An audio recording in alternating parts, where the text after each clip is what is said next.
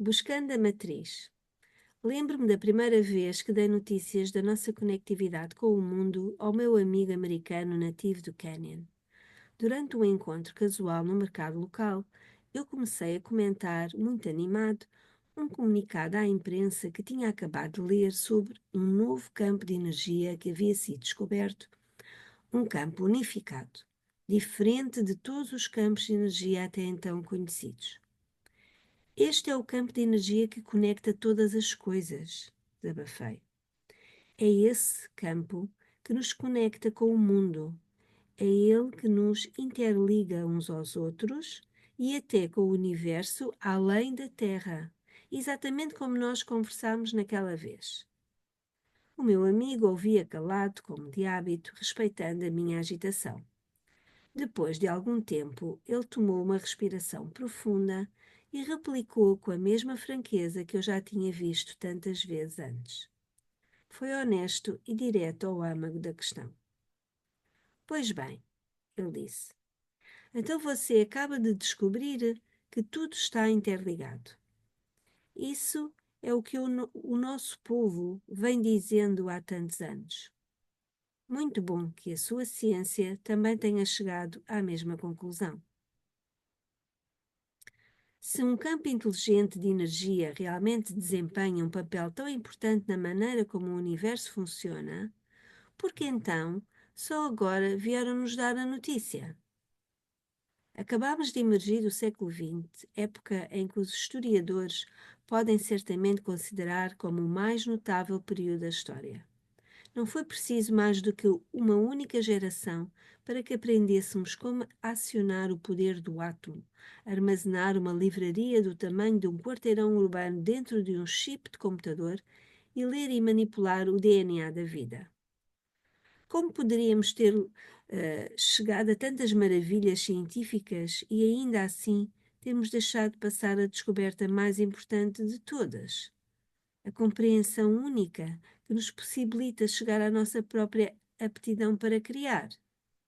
A resposta a essa pergunta é surpreendente.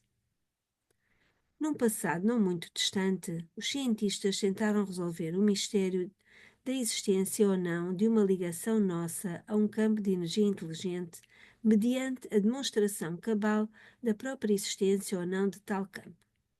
Ainda que a ideia da investigação fosse boa, 100 anos depois ainda estamos nos recuperando da forma pela qual esse famoso experimento foi interpretado.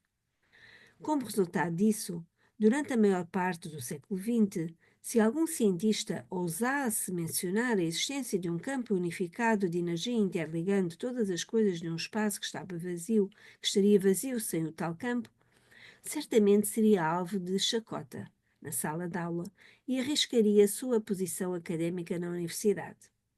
Com raras exceções, essa não era uma concepção aceita, nem mesmo tolerada em discussões científicas sérias. Entretanto, nem sempre as coisas foram assim. Ainda que continue sendo um mistério essa conectividade no universo, têm ocorrido inúmeras tentativas de batizar tal fenómeno, de dar-lhe um nome, como uma maneira de reconhecer a sua existência.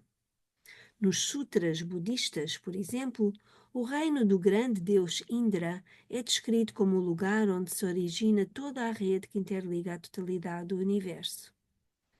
Muito distante, na morada celestial do grande deus Indra, existe um ninho maravilhoso feito por um ardiloso artesão, de tal modo que ele se estende em todas as direções. Na história do surgimento da tribo Hopi, diz que o ciclo atual do globo terrestre começou há muito tempo, quando a aranha-avó emergiu no vazio do mundo.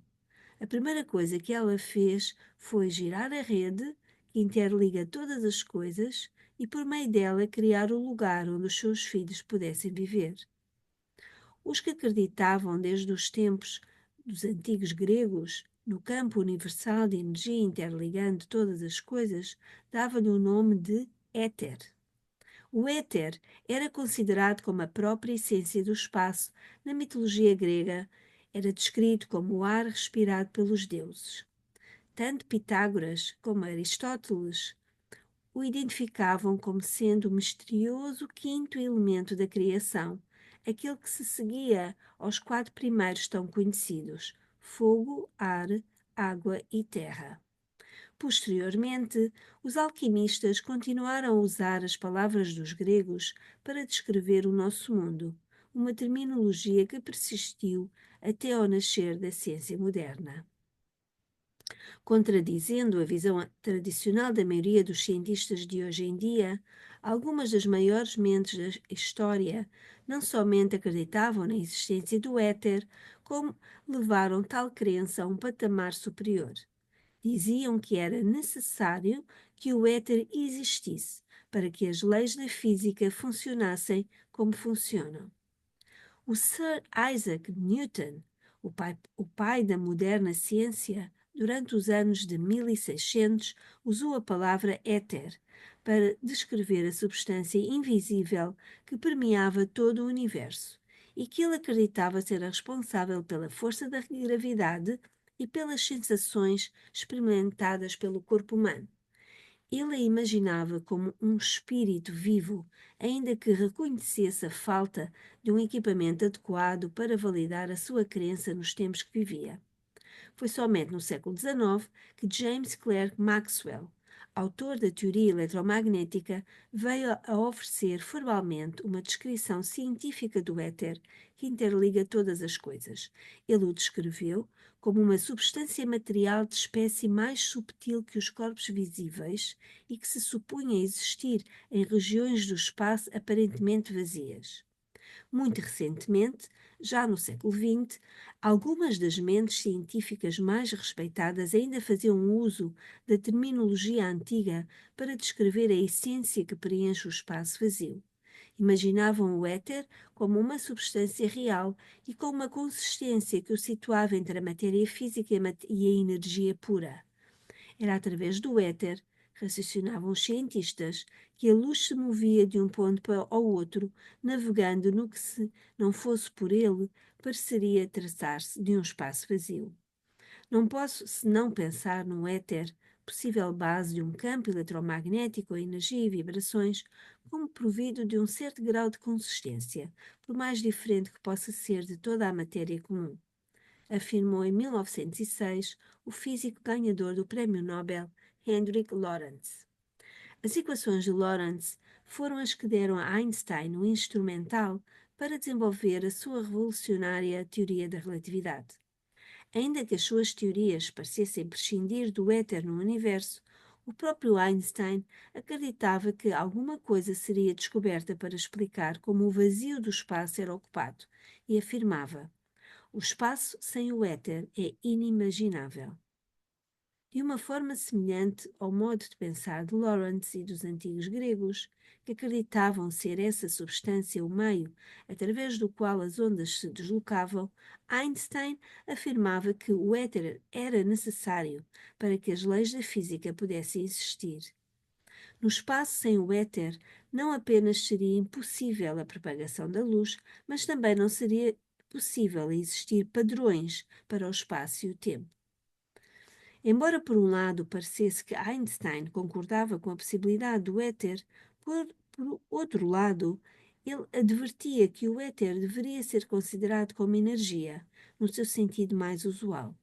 O éter não pode ser imaginado como provido das qualidades características de um meio ponderável, como se consistisse de partículas que pudessem ser acompanhadas ao longo do tempo. Assim, ele descrevia como conseguia manter a compatibilidade entre a existência do éter, mesmo levando em conta a sua natureza não convencional e as suas teorias. Ainda hoje, a simples menção de campo de éter provoca debates acalorados sobre a sua possível não existência. Impossível esquecer um experimento famoso, levado a cabo justamente para provar, de uma vez por todas, a existência ou não do éter universal. Como é frequente neste tipo de investigação, o resultado levantou mais questionamentos e controvérsias, em vez de resolver a questão.